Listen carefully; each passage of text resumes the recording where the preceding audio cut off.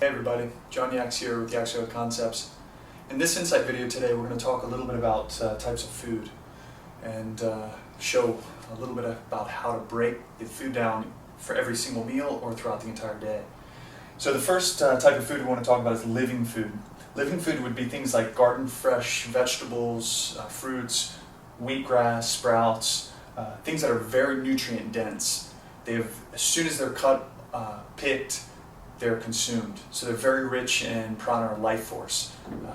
The next food that we want to talk about is raw.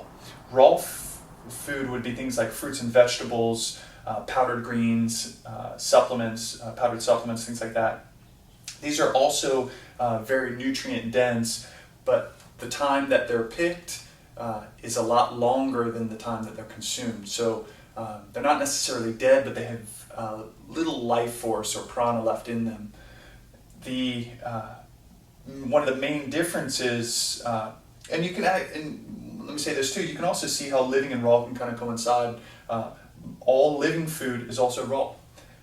Now, raw food isn't necessarily living because of the time span between the time it was picked or harvested and the time between when it was consumed or eaten. One of the main things with raw and living, though, which is very important, is they're rich in enzymes. Enzymes are the catalysts that allow the nutrients within the food to assimilate into our bodies. So they're very important. And this is the main difference when we go to the next stage of food, which is cooked food. Cooked food is food that's heated over 120 degrees for a period of time. One of the main differences in cooked food is the enzymes are usually cooked out of it. Most of your cooked food has very few enzymes left in it. And the other thing that cooking food does is it burns up a lot of our nutrients. And so a lot of cooked food has less nutrients. Now, it's not to say don't eat any cooked food, because there's delicious, wonderful cooked food out there. But we just want to find a balance between our living, raw, and cooked. The final type of food that we want to talk about is processed. Well, processed food is more like a food-like substance. It has ingredients that are made in laboratories, has ingredients that are almost impossible to pronounce, and it has very little nutrients, if any.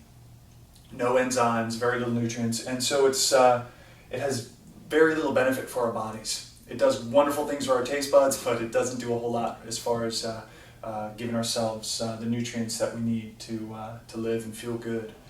And so let's take a look at the balance between all of this.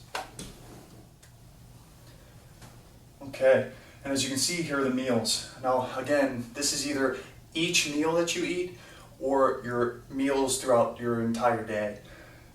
And so if this was a plate of food, you would want at least 51% living and raw. That's ideal. That keeps our body maintaining and keeps us in good health.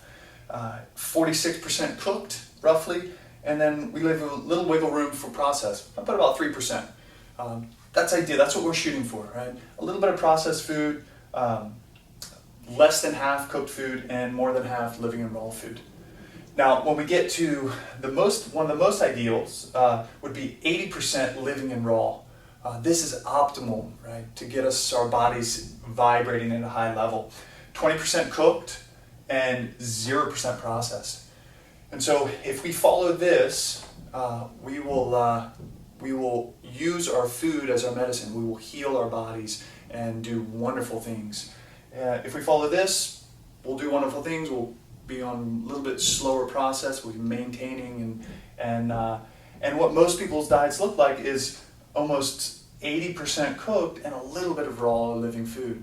And so to shift it, to heal ourselves, we need to shift into this first and then move towards this. So ideally start to eat more living, more raw, and just pay attention to what your plates look like and what your overall day looks like.